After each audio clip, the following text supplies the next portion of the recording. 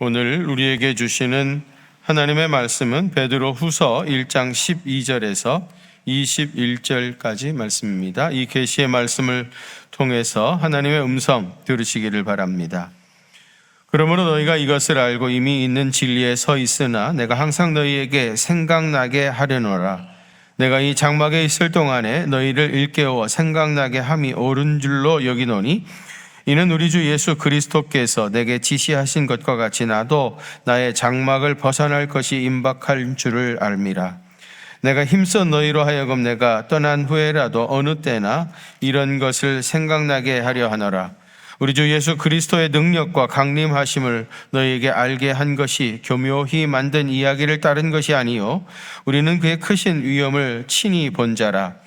지극히 큰 영광 중에서 이러한 소리가 그에게 나기를 이는 내 사랑하는 아들이요 내 기뻐하는 자라 하실 때에 그가 하나님 아버지께 존귀와 영광을 받으셨느니라. 이 소리는 우리가 그와 함께 거룩한 산에 있을 때에 하늘로부터 난 것을 들은 것이라. 또 우리에게는 더 확실한 예언이 있어 어두운 데를 비추는 등불과 같으니 날이 새어 샛별이 너희 마음에 떠오르기까지 너희가 이것을 주의하는 것이 옳으니라. 먼저 알 것은 성경의 모든 예언은 사사로이 풀 것이 아니니 예언은 언제든지 사람의 뜻으로 낸 것이 아니요 오직 성령의 감동하심을 받은 사람들이 하나님께 받아 말한 것임이라. 아멘. 최근에 박세리 씨가 자기 아버지 일 때문에 많은 어려움을 겪고 있는 것 같은데 여러분 박세리 그러면 뭐가 제일 먼저 생각납니까? 골프죠 당연히. 그 중에서도 공이 러프에 빠져가지고 포기할 수밖에 없는 상황인데 양말을 벗고 물속에 들어가가지고 그 러프에 빠져 있는 공을 쳐 올리죠. 그래서 결국은 이제 우승컵을 들어 올리게 되어지는 그러한 놀라운 역사를 이뤘던 사람입니다. 그때 우리나라가 IMF 시대였습니다. 우리 민족이 IMF라고 하는 러프에 빠져가지고 굉장한 어려움을 겪고 있었죠. 한강의 기적은 이렇게 끝났다. 그렇게 이제 포기할 수밖에 없는 그런 상황이었는데 그때 이 박세리 씨의 그 영상을 캡처해가지고 계속해서 국민들한테 보여주고 포기하지 아니하고 불굴의 의지로 우리 다시 일어나면 얼마든지 다시 기적은 일어날 수 있다. 그런 꿈을 가지고 온 국민이 똘똘 뭉쳤죠. 그래서 정말 기적이 그때부터 진정한 한강의 기적은 그때부터 이루어지게 됐습니다. 우리 현대사를 생각할 때 이 박세리 씨라고 하는 이미지는 뭐 그 가치를 헤아릴 수 없을 만큼 굉장히 귀한 이미지인데 아버지 일 때문에 혹시라도 그 이미지가 손상을 입게 될까 걱정이 되어집니다. 여러분 그 영화배우 장미 씨 아시죠? 장미 씨. 장미 씨 딱 그러면 뭐 생각나는 이미지가 있죠. 세계에서 자기가 제일 예쁜 척하는.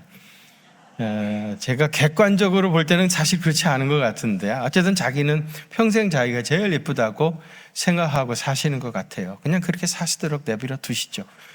그래가지고 예쁜 척 해야 되니까 한 번도 방정맞게 뭐 활동을 하거나 뭐 말을 막 빨리 하거나 그럴 수 없어요. 항상 말도 조신 있게 조금 조용조용 해야 되고요.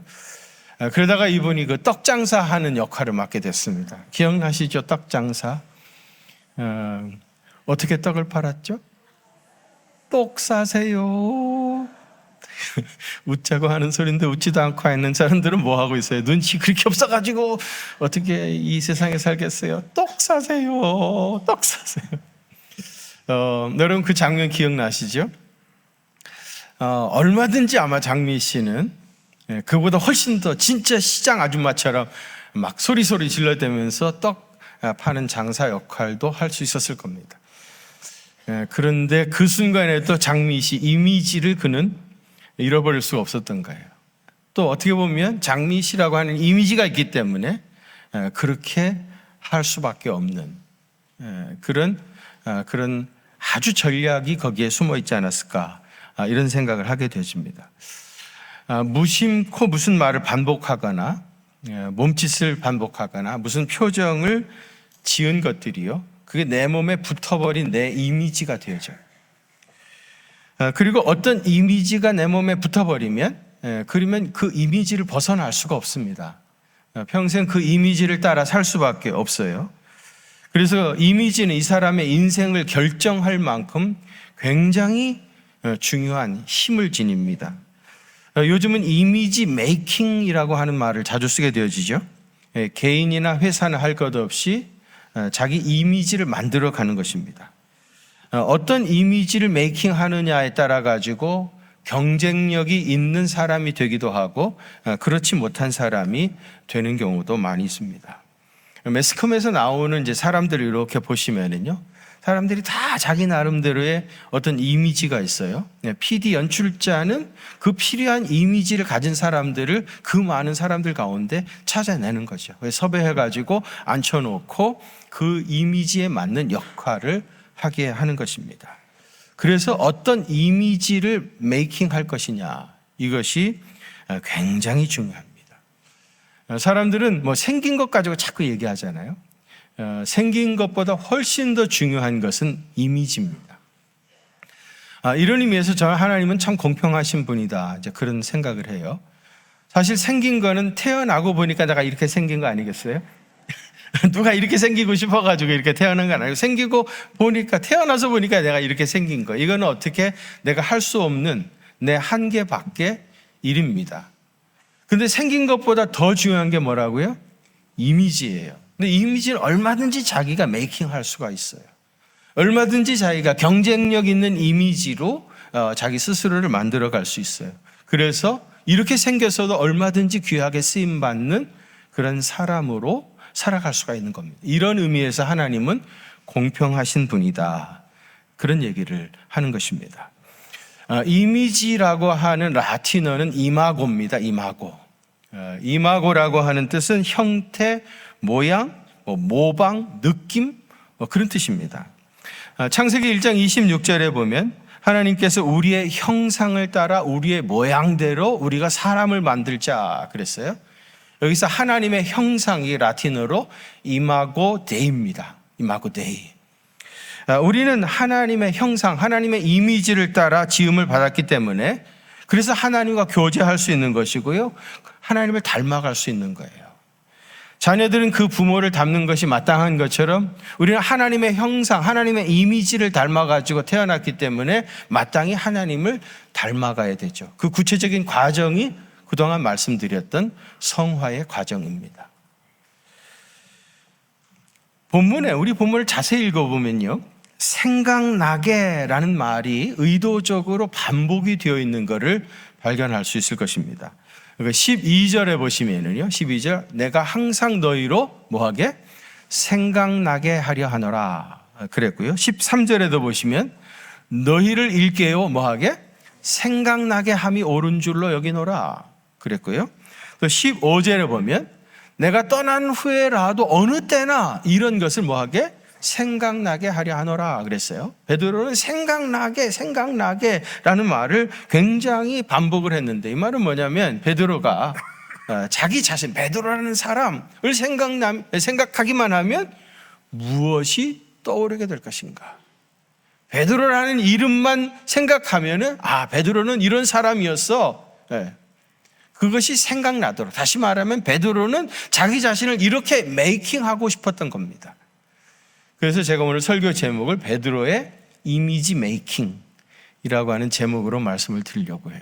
베드로는 어떻게 사람들의 마음속에 자기를 이미지 메이킹하고 싶었는지.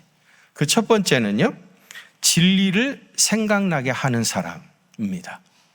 무엇을 생각나게 하는 사람? 진리를 생각나게 하는 사람으로 사람들의 마음속에 기억되기를 원했던 겁니다. 12절 말씀 한번 같이 봉독하실까요? 12절 시작.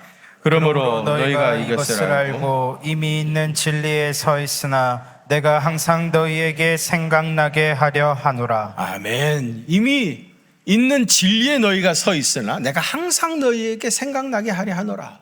이 말은 뭐냐면요, 베드로, 그는 우리에게 진리를 생각나게 하는 사람이야. 우리는 그가 진리를 전할 때 그의 눈빛을 잊지 못하고 있어. 그분은 우리에게 진리의 말씀을 전해주신 분이야. 그분은 우리에게 복음을 알게 해주신 분이야. 사람들이 베드로 하면 진리를 생각나게 하는 사람으로 기억되기를 원했던 겁니다. 베드로 그러면은 그는 어부였어, 이런 생각이 떠오르는 사람도 있을 겁니다. 그는 어부 출신이었어. 그 말이 딱 떠오르는 순간에 갈릴리 바다의 파도 소리가 들리고, 그리고 어부의 생선 비린내 냄새가 코에 싹 스치고 말이죠. 그렇게 느껴지시는 분도 있으실 겁니다. 또 베드로 그러면 예수님을 3번이나 부인했던 사람, 그런 이미지를 가진 분도 계실 거예요. 그런 생각이 딱 들어가면은 어디서 닭이 막 우는 것 같은 그런 소리가 들려오는 것 같은 상상을 하게 될 겁니다. 또 어떤 사람은 베드로 그러면 예수님의 수제자였어, 이런 생각이 드는 분도 있을 겁니다. 다 틀린 것은 아닌데, 그러나 베드로 자신은 이런 이미지보다 자신을 진리를 생각나게 하는 사람으로 기억해 주기를 원했던 겁니다. 다시 말해서 복음을 전해준 사람으로 그들에게 기억되고 싶었던 겁니다. 여러분, 우리가 주님의 제자라고 한다면은 우리도 진리를 생각나게 하는 사람이 되어야 합니다. 아멘이십니까? 예, 여러분, 교회의 가장 중요한 사명이 뭐예요? 복음 전하는 사명 아니겠습니까? 여러분, 교회는 구호단체도 아닙니다. 교회는 윤리를 강연하는 것도 아닙니다. 교회는 사회 이념을 구현하는 것도 아닙니다. 교회는 경제나 정치 집단은 더더욱 아닙니다. 교회는 복음 전하는 것입니다. 교회에 맡겨진 가장 큰 사명은 뭐예요? 복음 전하는 일입니다. 그래서 우리는 늘 국내 전도, 그리고 세계 선교, 그리고 북한 선교를 위해서 늘 깨어 있어야 합니다. 복음 전하는 일에 최우선적으로 사역을 하다 보면 어느 순간에 베드로처럼 그분은 복음 전하는 일이라고 하면 뜨거운 열정을 가지고 있었어. 그는 복음을 전하는 현장에서 눈빛이 막 타오르기 시작했어. 그는 복음 전하는 사람이었어. 복음을 생명처럼 여겼던 사람이었어. 그런 이미지들이 남게 되어질 겁니다.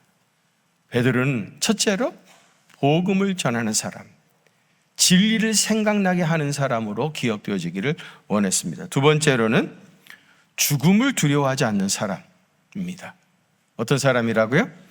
죽음을 두려워하지 않는 사람. 13절 말씀 한번 같이 봉독하실까요? 13절 시작. 내가 이 장막에 있을 동안에 너희를 일깨워 생각나게 함이 옳은 줄로 여기노니. 아멘. 내가 장막에 있을 동안에 그랬는데, 이 장막에 있을 동안이란 말이 무슨 뜻이에요? 내가 살아있는 동안에, 그런 뜻 아닙니까? 그는 자기 몸을 장막이라고 비유한 겁니다. 베드로가 육신을 장막에 비유한 것은 이 세상에서의 삶이 우리의 영원한 집이 아니라 장막, 잠시 머물러 있는 임시 거처라, 그런 뜻 아니겠습니까? 배틀의 북처럼 빨리 지나가는 우리의 생이 다하면 우리는 누구 하나 예외 없이 이 장막을 훌훌 다 벗어서 우리 본래 집으로 돌아가야 합니다. 그리고 그곳에서 영원토록 살게 되어집니다. 그렇기 때문에 장막 같은 인생을 위하여 거기 영원히 살 것처럼 착각하고 자기의 모든 것을 거기에 투자하는 사람은 세상에서 제일 어리석은 사람이에요. 왜요? 장막은 임시 거처이고 얼마 지나면 결국 다 이거 훌훌 벗어버리고 가야 될 때, 떠나야 될 사람들인데 거기에다가 인생의 모든 것을 투자하고 늘 거기에 마음을 빼앗기고 산다면 가장 어리석은 사람 아니겠습니까? 여러분, 신혼 부부들은요, 결혼하기 전에 살림을 준비할 때 좋은 것으로, 최고로 좋은 걸로 준비를 하죠. 왜요? 살아야 할 날이 많으니까. 함께 살아야 할 날이 많으니까 최고로 좋은 걸로 준비를 합니다. 근데 연세가 높아지면 어떻게 됩니까? 집도 다 낡고요, 가전이니 가구니 다 낡아요. 아이고, 어떻게 이런 걸 쓰고 있어요? 바꾸세요. 그럼 뭐라 그래요? 바꿔보면 뭐해? 이제 떠날 날이 얼마 안 남았는데 이제 와서 바꾼들 뭐 하겠어? 떠날 준비를 하는 겁니다. 얼마 남지 않았으니까. 우리의 인생이라고 하는 것이 장막이라고 하는 걸 알고 있기 때문입니다. 집이 넓은 장막인데요, 그 안을 궁전처럼 꾸민들 무슨 의미가 있겠습니까? 어차피 이 장막이 무너질 때에 다 걷어내야 될 것을 다 집만 되고 말 것입니다. 오늘 본 15절에 보시면 내가 떠난 후에라도 그랬는데요. 여기 떠났다라고 하는 말이요, 헬라어로 보면 엑소도스예요. 엑소도스. 그리고 엑소도스가 뭐죠? 출애굽. 그게 엑소도스예요. 그러니까 베드로는요, 이 죽음이라고 하는 걸 엑소도스, 출애굽 사건으로 해석을 한 겁니다. 여러분의 죽음을 엑소도스, 애굽을 향한 여행으로 해석할 수 있겠습니까? 성도들의 죽음은 끝이 아닙니다. 가나안을 향한 새로운 출발입니다. 죽음을 이렇게 적극적으로 묘사할 수 있다고 하는 것이 진짜 굉장한 능력입니다. 인류의 최고의 공포는 죽음이죠. 우리는 핵 무기가 무서운 게 아닙니다. 핵폭탄이 터지면 죽을까봐 겁이 나는 거죠. 죽음은 인류의 최대의 공포입니다. 그런데 복음 안에서 우리는 죽음을 하나님 나라를 향한 엑소더스로 이해할 수 있습니다. 그래서 죽음이 두렵지 않은 겁니다. 이게 복음의 능력인 겁니다. 베드로는 죽음을 두려워하지 않은 사도였다는 이미지를 교인들에게 남기고 싶었던 겁니다. 그는 조금도 죽음을 두려워하지 않는 사람이었어. 이미 그는 죽음을 초월한 사람이었어. 아니, 그는 죽음을 가나안 땅을 향한 출애굽 엑소더스로 바라볼 수 있는 그런 사람이었어. 죽음 앞에 그렇게 당당할 수가 없었어요. 여러분, 베드로는 이 죽음을 두려워하지 않는 마음으로 평생을 살았기 때문에 그가 놀라운 역사를 이룰 수 있었던 거예요. 그는 죽음을 두려워하지 않는 사람이었습니다. 세 번째로는요, 주의 재림을 생각하게 하는 사람이었어요. 어떤 사람이라고요? 주의 재림을 생각하게 하는 사람이에요. 베드로는 자기가 장막에 거할 때는 물론이거니와 이 장막을 떠난 후에라도 너희가 이런 것을 생각나게 하기를 원한다. 그러면서 16절 이하에 가게 되어지면 주님의 재림에 대한 이야기를 꺼내고 있습니다. 17절에서 특별히 베드로는 그가 예수님과 함께 변화산에서 있었던 일을 기억하면서 주의 재림을 기다리라 그랬어요. 여러분, 변화산에서 예수님께서 변형되어지신 사건 잘 아시죠? 이 현장에 베드로와 그 다음에 요한과 야고보, 이 세 사람만 그 변화산에서 변형되신 주님의 모습을 목격했습니다.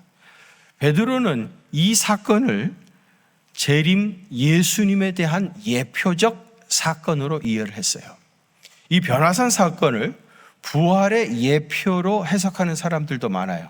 왜냐하면은 부활하신 예수님의 모습하고 베드로와 세 제자가 변화산에서 배웠던 주님의 모습이 거의 일치하기 때문이죠. 그래서 이제 부활의 예표로 해석하는 사람들도 많은데 그 현장에 있었던 베드로는 그 이야기를 재림의 예표로 이해를 했습니다. 사실 여러분, 성경을 자세히 읽어보게 되어지면 이 변화산 사건은 부활의 예표가 아니라 재림의 예표이에요. 변화산 이야기가 성경에 3번 나옵니다. 마태복음 17장 1절에서 8절, 그 다음에 마가복음 9장 2절에서 8절, 누가복음 28장 36절 3번 나오는데요.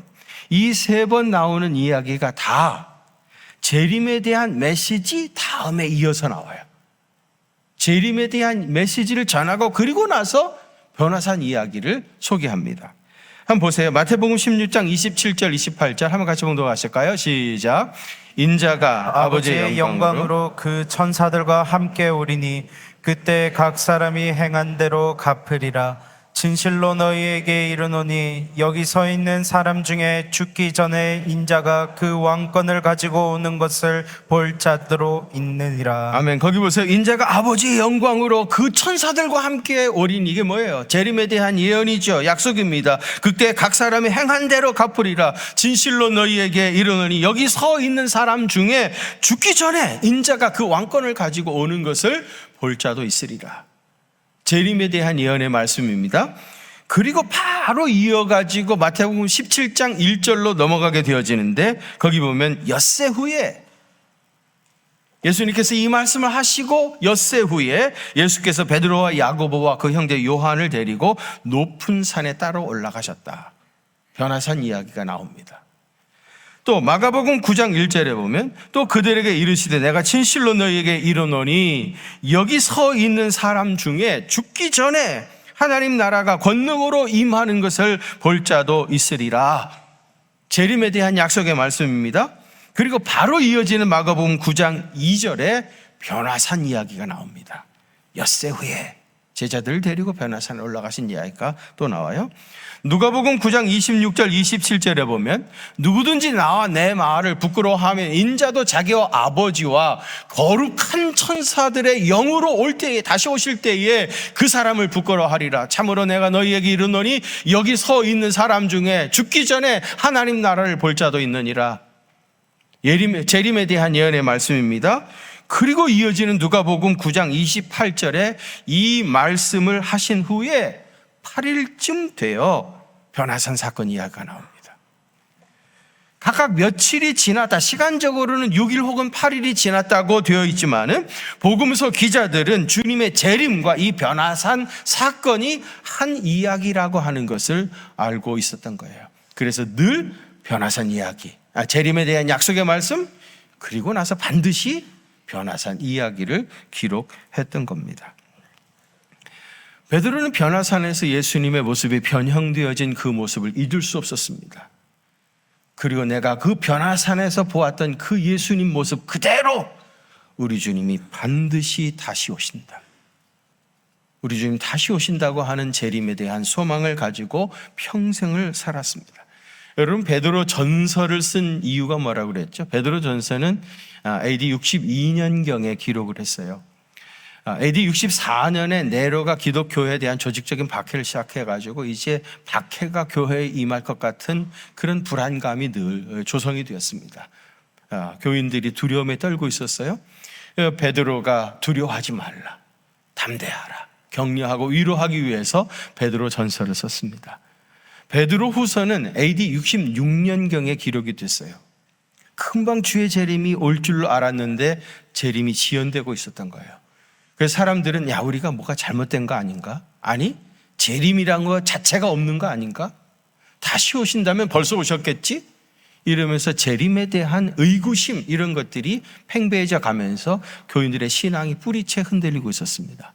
그래서 베드로가 두 번째 편지를 쓴 거예요. 그래서 베드로 후서에는 주의 재림에 대한 약속의 말씀이 많이 나온다, 그렇게 말씀을 드렸습니다. 성도들이 주의 재림을 생각하지 않으면 능력 있는 그리스도인이 될 수가 없습니다. 교회를 무기력해 하는 방법은 아주 간단합니다. 그저 이 세상에 속한 일들을 생각하게 하고 하나님 나라의 일에 대하여 생각하지 않으면 교회는 무기력해집니다. 오늘 보면 19절 이하에 이런 말씀이 있어요. 우리에게 더 확실한 예언이 있어 어두운 데 비치는 등불과 같다고 하면서 이 예언을 사사로이 풀지 말라, 그런 얘기를 합니다. 21절 말씀 한번 같이 공부합시다. 21절 시작. 예언은 언제든지 사람의 뜻으로 낸 것이 아니요 오직 성령의 강동하심을 받은 사람들이 하나님께 받아 말한 것임이라. 아멘. 예언은 사람들의 생각에서 나온 게 아니라는 말입니다. 성경이 기록될 당시 정체적, 경제적 산물이 아니라는 말입니다. 이것은 성령의 감동함을 받은 사람들이 하나님께 받은 말씀을 기록한 것이란 거예요. 그렇기 때문에 성령의 감동을 받지 않고는 하나님의 말씀을 제대로 이해할 수가 없습니다. 이 하나님의 말씀을 사회학적으로, 경제학적으로, 심리학적으로, 철학적으로 접근하는 것은 분명히 잘못입니다. 만일 어떤 사람이 이 성경을 사회학적으로 읽어간다면 성경에서 민주주의와 그 정반대인 사회주의 이론을 얼마든지 끌어낼 수가 있습니다. 이 성경을 경제학적으로 읽어가면 성경에서 자본주의와 그 정반대인 공산주의 체제를 얼마든지 끌어낼 수 있습니다. 그래서 공산주의자들도 이 이론이 성경에서 나왔답니다. 성경을 심리학적으로 읽어가면 얼마든지 심리 치료의 효과를 볼 수 있습니다. 이런 사람들에게 있어서 구원은 정신적으로 건강한 사람, 그들에게 구원은 그런 거예요. 얼마든지 성경을 심리학적으로 읽어갈 수 있습니다. 그러나 분명히 기억해야 할 것은 그들은 성경을 교과서로 읽는 것이 아닙니다. 그들의 교과서는 정치, 경제, 사회, 심리학이고요. 그럼 성경은 뭡니까? 참고서입니다. 성경은 그들의 이론을 뒷받침해 주는 참고서에 불과합니다. 성경을 이렇게 읽는 것처럼 하나님을 모독하는 일은 세상에 없습니다. 성경은 성령의 감동으로 기록되어진 책입니다. 그렇기 때문에 성령의 감동을 받지 않고는 이 책을 도저히 읽어갈 수가 없어요. 성령의 감동으로 써졌기 때문에 성령의 감동으로 읽어가야, 그래야 진정한 하나님의 뜻을 깨닫게 되어집니다. 하나님께서 신구약 성경의 저자들을 성령으로 감동하셔가지고 예언의 말씀을 기록하게 하신 것은 잠시 있다 사라질 이 장막집이나 이 세상에 대한 일이 아니라 궁극적인 하나님 나라에 대한 일을 기록한 거예요. 왜 하나님께서 성경의 저자들을 영어로 감동하셨습니까? 이 세상의 일을 해석하고 이 세상 일 이야기하시려고 그러신 겁니까? 하나님께서 그들을 영으로 감동하신 궁극적인 이유는 영원한 하나님 나라에 대하여 말씀하시기 위해서 그들을 영으로 감동하신 것이고요. 그들의 입에 하나님의 말씀을 담아주신 것이고요. 그들은 성령에 감동할 때 이 책을 쓰신 겁니다. 그래서 성경의 핵심은 뭐예요? 핵심 중에 핵심은 뭡니까? 하나님의 나라. 아멘이십니까? 그런데 이 하나님 나라에 관심이 없어.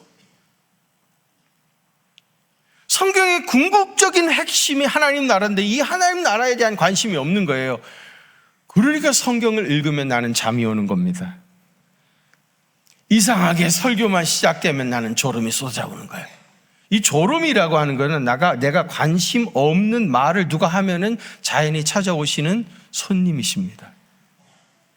성경은 기본적으로 하나님 나라에 대한 이야기인데 그 하나님 나라에 관심이 없으니까 성경을 읽기만 하면 잠이 오는 거예요. 아이들이 수업 마치면은 놀러 갈 생각으로 가득 차 있어요. 그런데 그 아이들을 붙잡아 놓고 선생님이 2차 방정식, 3차 방정식 이걸 가르치고 앉아 있으니 애들이 얼마나 지루하고 졸리겠습니까? 성경의 핵심은 하나님 나라인데 그 하나님 나라에 대하여 관심이 없어요. 저는 우리 한국교회의 진정한 위기는 몇몇 성도들의 부도덕이 아니라 하나님 나라와 다시 오실 우리 주님에 대한 기대가 사라진 데 있다고 생각합니다. 교회는 더 이상 천국과 지옥을 말하지 않습니다. 천국과 지옥이 실제로 있는지 없는지에 대하여 분명히 말하지 않습니다. 누가 그거 물어보면 가봐야 하는 거 아니겠어? 죽으면 다 알게 될 거를 뭘 그런 논쟁을 하려고 해. 이 세상에서 사는 것도 힘들은데 무슨 천국 이야기를 하고 앉았느냐고. 가보면 다 알 거를. 그러면서 교회는 약해지기 시작한 겁니다. 성경은 하나님 나라에 대해서 말씀하고 있습니다. 왜 우리가 다시 오실 주님을 기다립니까? 예수님께서 승천하실 때 내가 가서 너희를 위하여 처소를 예비하러 간다. 처소를 다 예비하면 다시 와서 너희를 내 있는 곳으로 인도하여 드릴 것이다. 우리 주님이 우리를 위하여 예비하신 하나님의 나라, 처소, 주님이 우리를 그곳으로 인도하신다니까 주님의 재림을 기다리는 거 아닙니까? 여러분은 왜 예수님 믿습니까? 이 세상은 본래 우리의 내 집이 아니고 잠시 머무는 장막이고 주님이 우리를 위하여 예배하신 하나님의 나라에서 영원히 살기 위해서 예수 믿는 거 아니겠습니까? 주님의 재림을 기다리지 않는 성도는 이 세상에서 참된 주의 제자로 살 수가 없습니다. 그런 사람을 통해서 하나님의 능력이 나타날 수가 없습니다. 그런 교회를 통해서는 하나님이 아무 일도 하실 수 없어요. 아무리 교인 수가 많고 재정이 넉넉하고 이름만 다 알만한 그런 대형 교회라 할지라도 죽은 교회입니다. 그 죽은 교회는 생산적인 일을 조금도 할 수 없습니다. 우리가 진정 그리스도인이 되려면 주님 다시 오심을 기다리는, 손꼽아 기다리는 성도가 되셔야 합니다. 우리의 궁극적인 관심은 이 세상이 아니라 하나님 나라이어야 합니다. 하나님 나라를 늘 생각하고 하나님의 일을 생각하는 성도가 이 세상을 하나님이 기뻐 받으실 만한 동산으로 변화시킬 수 있는 겁니다.